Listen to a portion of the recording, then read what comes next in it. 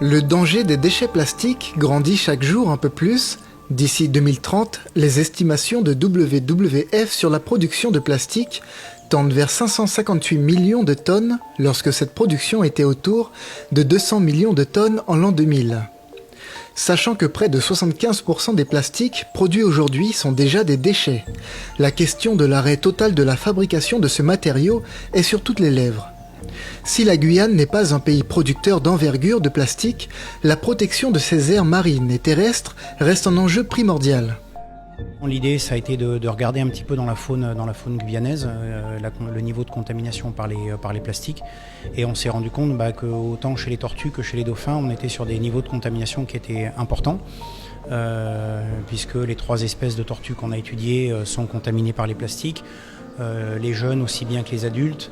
Et les animaux côtiers aussi bien que les animaux océaniques. Donc on est vraiment sur une contamination plastique très généralisée sur l'ensemble de la grande faune vertébrée marine de Guyane. On se rend bien compte que la décision d'arrêter le plastique dans 20 ans, ça sera des niveaux de contamination de l'ensemble des écosystèmes qui seront énormes. Même nos réserves naturelles sont impactées.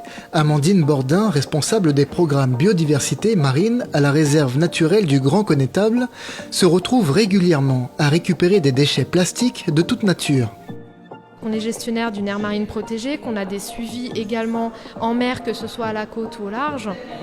Et il est vrai que des plastiques qu'on en rencontre régulièrement, donc ça peut être des plastiques, donc une bouteille d'eau, un flotteur de pêche, de la corde, mais aussi parfois des frigos, des micro-ondes, des bidons en plastique, donc des très très gros déchets, des pots de mayonnaise, voilà.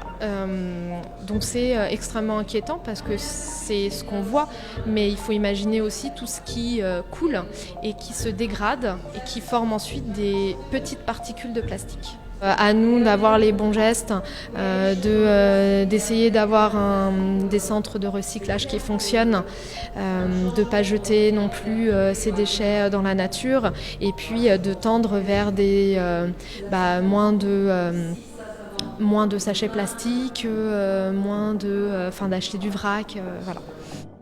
À l'échelle mondiale, chacun de nos actes peuvent paraître insignifiants.